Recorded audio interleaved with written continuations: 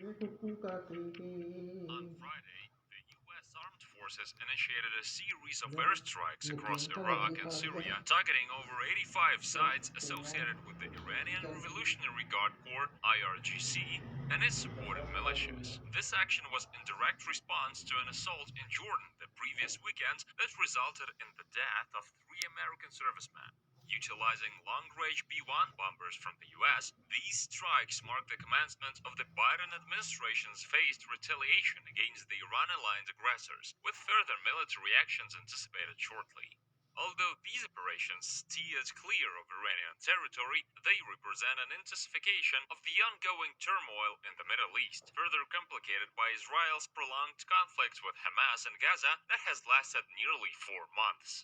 The U.S. military's targets encompassed a range of strategic sites, including command centers, weapon storage facilities for rockets, missiles, and drones, and logistics networks supporting munition supplies. Spanning 7 locations across Syria and Iraq, with 4 in Syria and 3 in Iraq, the strikes aimed at debilitating the Quds Force, the IRGC's overseas intelligence and paramilitary wing, known for its significant influence over allied militias throughout the region, from Lebanon and Iraq to Yemen and Syria. According to U.S. Lieutenant General Douglas Sims, director of the Joint Staff, the strikes seemed effective, igniting substantial secondary explosions as they hit militant arsenals.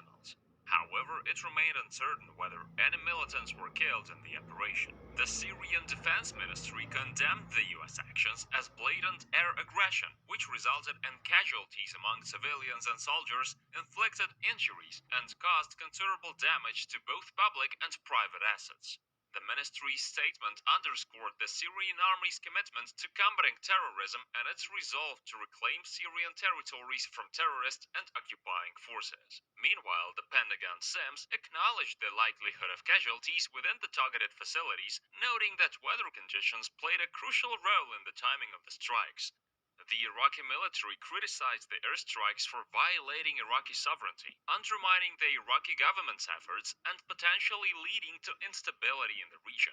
The Iranian government has yet to issue a formal response to these developments. Iranian state media covered the airstrikes, framing the U.S. forces in a negative light. The deadly incident in Jordan that triggered these airstrikes was the first such attack on American forces since the outbreak of the Israel-Hamas conflict in October. U.S. authorities have determined that the drone responsible for the deaths of 3 soldiers and injuring over 40 individuals was manufactured in Iran, according to information shared with Reuters by U.S. officials. President Biden emphasized that the U.S. has initiated its response, which will persist at times and locations determined by the U.S. Biden, along with Pentagon officials, paid their respects at Dover Air Force Base in Delaware when the fallen soldiers' bodies were repatriated.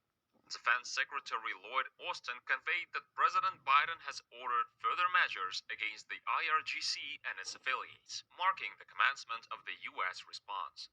Despite this, the Pentagon clarified its stance against engaging in a conflict with Iran, aligning with the belief that Iran also prefers to avoid war amidst growing Republican calls for decisive action against Iran. We are not in pursuit of conflict in the Middle East or elsewhere, but we will not stand by while American forces are attacked, stated Austin.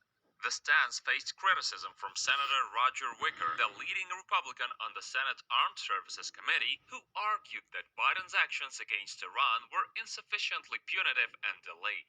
Before the U.S. retaliatory actions, Iranian President Ebrahim Raisi stated Iran's position of not initiating war but promised a strong response to any acts of aggression. The White House's national security spokesperson, John Kirby, mentioned that there had been no communication with Iran following the attack in Jordan, with Iranian support extending to armed factions in both Iraq and Syria, where the U.S. has a military presence of approximately 2,500 and 900 troops respectively. Attacks on U.S. forces have exceeded 160 instances across Iraq, Syria, and Jordan since the onset of the conflict initiated by Hamas actions against Israel on October 7.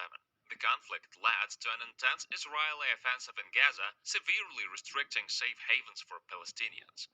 In Yemen, how the rebels have escalated their operations, launching drones and missiles at maritime targets in the Red Sea, asserting solidarity with Palestinians. Concurrently, the US and Iraq have agreed to establish a dialogue on the future role of the US-led coalition in Iraq, aiming to schedule a phased withdrawal of troops and conclude the coalition's mission against the Islamic State. Kirby confirmed that the Iraqi government was informed prior to the Friday airstrikes. In the wake of these developments, the Kataib Hezbollah group in Iraq, accused by the US for the attack in Jordan, announced a temporary halt in hostilities against US forces. However, another Iranian-supported Iraqi faction, Nujaba, declared its intention to persist in its attacks on US forces in the region until the conflict in Gaza ceases and US troops withdraw from Iraq.